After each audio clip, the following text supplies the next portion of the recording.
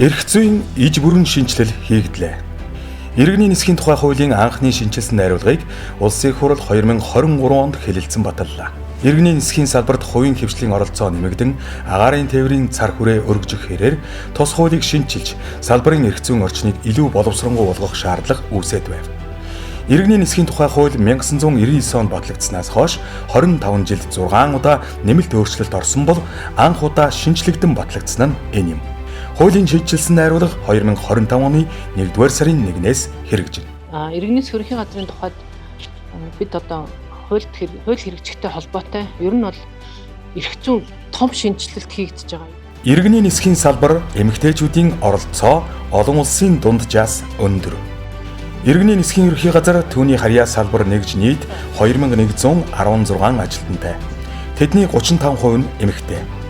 Монголын нийт нисгчийн 2.5% нь буюу 4 нь эмэгтэй. Агаарын хөлгийн инженерүүдийн 7.5% буюу 11 нь эмэгтэй. Нислэгийн удирдагчдын 52% буюу 77 нь эмэгтэй. Нислэгийн мэдээллийн ажилтнуудын 31 нь буюу 60% нь эмэгтэй. Аюулгүй үндэслэгийн ажилтны мөн 60% нь эмэгтэй. Нисхийн мэдээллийн ажилтан 51 хүний 31 нь буюу одоо 60 гаруй хувь нь аюулгүй үндэслэгийн ажилтны мөн 60 гаруй хувь нь эмэгтэй ажилтнууд байна. Тэгэхээр одоо бас нисхийн салбарт эмэгтэйчүүдийн оролцоо ингээд 48% гэдэг чинь бидний агаарын навигац нисэх буудлын үйл ажиллагаанд эмэгтэйчүүдийн оролцоо бас их өндөр байгаа. Олон улсын аудитэд Монгол улс амжилттай хамрагдлаа. Тус аудит шалгалт нь манай улсын иргэний нисхийн салбар хүрсэн түвшингээ үнэлүүлж, анхаарах асуудлуудаа тогтоож, цаашид илүү аюулгүй болгох зорилтуудаа төлөвлөж хэрэгжүүлэхэд чухал ач холбогдолтой. Дараагийн аудит шалгалтад амжилттай хамрагдах үндэс суурь боллоо. Монгол улс Америк нэгдсэн улс шууд нислэгийн бэлтгэлийг хангаж байна. Иргэний нисхийн аюулгүй байдлыг хангахтай холбогдсон баримт, мэдээлэл болон түүнд хамаарах Америк нэгдсэн улсын аюулгүй байдлын эмзэг мэдээлэл солилцох тухай гэрээг Монгол улсын иргэний нисхийн ерөнхий газрын дарга мөнгөтгүйа Америк нэгдсэн улсын үндэсний аюулгүй байдлын яамны тээврийн аюулгүй байдлыг хангах захиргааны дэд дарга Гари Ренфро нар 2024 онд байгууллаа. Америк нэгдсэн улстай шууд нислэгийн асуудал эхлэх юм та. Бид нар бол одоогийн байдлаар бол дотооддоо эдгээр асуудлуудыг аль болох боломж олцоо хэрэг шуурхайлан ажиллаж байгаа. Нисхийн хэлний ур чадварын шалгалтыг эх орондоо авч эхэллээ. Шалгалтын материалыг харьцангуй бага зардлаар богино хугацаанд чанарын өндөр түвшинд боловсруулав. Хэлний шалгалтыг хямд өртгөөр тогтвортой, чанартай өгөх боломжийг нисгэгч, нислэгийн хөдөлгөөний удирдагч нарт олгож байгаагаараа ач холбогдолтой. Яг ингэ тохироогүй зөндөө нээлттэй шүү. Дуртай газраа нисэ гэдэг тийм нээлттэй байгаад байгаа хэрэг. Тэгэхээр жишээ нь бид нар Америктэй гэрээ байгуулсан гэдэг. Монголын одоо олон улсын боломжтой 6 нисэх буудлаас Америкт тэр 300 гаруй альч нисэх буудалд нь бууж олно л гэдэг эрх зүйн хувьд ийм юм бүрдүүлчихэд байгаа. Тэгэхээр либералчлал гэдэг чинь энийг хэлээд байгаа байхгүй. Заавал ийшэл нисэх хэдэн удаа нисэхгүйгээр чөлөөтэй нисэ гэдэг зохицуултыг бүрдүүлсэн гэдэг нь энэ одоо нээлттэй зохицуулт нь юм байна. Америк нэгдсэн улстай бид хамгийн дэлхий дээр либерал гэж тооцох тэр агаарын харилцааны хэлцээр байгуулсан. За ерөнхийдөө агаарын харилцааны хэлцээрүүдэд ямар төрлийн хязгаарлалтууд ордог вэ гэх юм бол давтамжийн тоо, онгоцны маяг, суудлын тооны халтууд тавигддаг байсныг сүүлийн үед сүүлийн засгийн газрын бодлого нөгөө алсын хараа 20-50 үзэл баримтлал эдийн засгаа жуулчны орлогоор нэмэгдүүлээ, эдийн засгаа солонгоруулъя гэдэг бодлогын үднээс олон улстай хэлцээрүүдийг байгуулсан хэлцээрүүдийг шинчилж байгаа. Шинээр байгуулж байгаа улстай бол эдгээр хязгаарлалтуудгүйгээр байгуулж байгаа. Монгол улс дэлхийн 46 улсын 157 цэг рүү шууд нисэх боломжтой боллоо. Монгол улс нь Катар улс, Бүгд найрамдах Грек улс, Бүгд найрамдах ардчилсан Лаос ард улс, Их Британи, Умар Ирландын нэгдсэн хаант улс, Унгар улс, Америк нэгдсэн улстай агаарын харилцааны тухай хэлэлцээр, Бүгд найрамдах Сингапур улстай агаарын харилцааны тухай харилцан ойлголцлын санамж бичиг байгууллаа. Яг хэдэн улс руу нисдэг гэдэг юм бэ гэж ерөнхий сайдаар хүртэл хэлүүлэх гэдэг чинь ер нь сүүлийн үеийн либералчлал яг одоо цэг тогтооцсон нь болохоор 157 яг энэ хооронд ч одоо цэг тогтоогоогүй зөндөө боломж байгаа. Энийг одоо агаарын харилцааны либералчлал гэдэг. Хин хаана бизнесийн боломжийг аюулгүй ажиллагаа хангаж өгөх боломж бүрдсэн. Америкийн яг хаашаа нисэх тэр 300 гаруй нисэх буудлын хаашаач нисэж болно. Тэгэхээр бид нэр аюулгүй ажиллагаанд юмыг давчуул гэсэн үг тийм. Өнөөдрийн байдлаар бол Аз намхан талаадаа бол бид нар зорчиж байгаа иргэдийн зорчигчийн нислэгийн тоогоор бол мэдээж хөгжлөө гэдэг утгаараа бол нэлээд огуурт байгаа.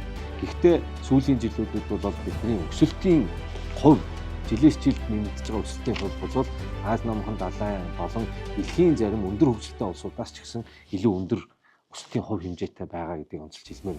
Олон улсын нислэгийн чиглэл давтамж нэмэгдлээ. Монгол Солонгос улс хооронд 7 хоногт нийт 75 нислэг буюу өдөрт дунджаар 12 нислэг, Монгол Япон улс хооронд 7 хоногт 20, Монгол Турк улс хооронд 7 хоногт 8 нислэг үйлдэх эрх зүйн боломжийг бүрдүүлв. Орон нутгийн нислэгийг сэргээж тийзийн үнийг хямдрууллаа.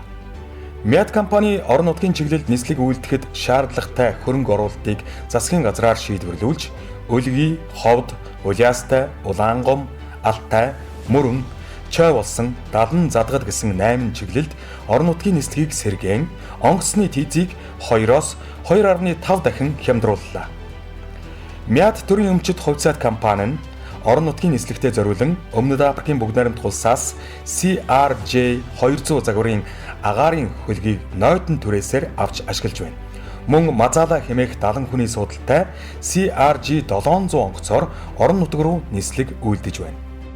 Нислэгийн хөдөлгөөний удирдлагад шинэ үйлчилгээнүүд нэвтрүүллээ. Нислэгийн хөдөлгөөний удирдлагын технологиг бүрэн шинчилж, дуун холбооны зангилаад хөрөмжийг нислэгийн хөдөлгөөний удирдлагын үйлчилгээнд ашиглаж эхэллээ. Ингэснээр олон улсын иргэний нисхийн байгууллагын зөвлөмж, шаардлагуудад нийцсэн орчин үеийн IP технологид тулгуурласан тоног төхөөрөмжөөр нислэгийн хөдөлгөөний үйлчилгээний мэдээлэл солилцох, AFTN системээс илүү их багтаамжтай мэдээллийг дамжуулах бололцоог бүсийн нислэгийн хөдөлгөөний удирдлагын төвүүдэд олгож байна. Орон нутгийн нисэх буудлын хүчин чадлыг нэмэгдүүлж, ашиглалтыг сайжруулж байна.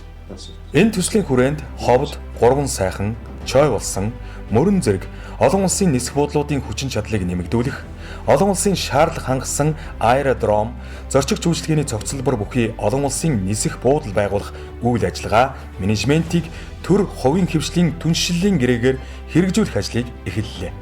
Орон нутгийн нисэх буудлуудын хүчин чадлыг нэмэгдүүлснээр дотоодын агаарын тээвэрлэгчид Boeing 737-800, Airbus 319, Embraer 190 зэрэг том оврын агаарын хөлгүүдээр тогтмол нислэг гүйцэтгэх боломж бүрдэж, орон нутгийн нислэгийн тоо багтаамж, зорчигч урсгал нэмэгдэх юм. Чөлөөт агаарын зай олон улсын форумыг анх удаа зохион байгууллаа. Иргэний нисхийн ерөнхий газар чөлөөт агаарын зай олон улсын форумыг анх удаа 2023 онд Улаанбаатар хотноо амжилттай зохион байгууллаа. Форумд олон улсын иргэний нисхийн байгууллага, олон улсын агаарын тээврийн холбоо, Дэлхийн банк, Европын агаарын навигацийн аюулгүй ажиллагааны байгууллага, агаарын навигацийн систем хөгжүүлэгч компани, агаарын тээвэрлэгчид зэрэг 24 улсын төлөөлөгчид оролцов. Форумын үеэр олон улсын иргэний нисхийн байгууллага, олон улсын агаарын тээвэрлэгчдийн холбоо зэрэг байгууллагуудтай гэрээ хамтын ажиллагааны санамж бичиг байгууллаа.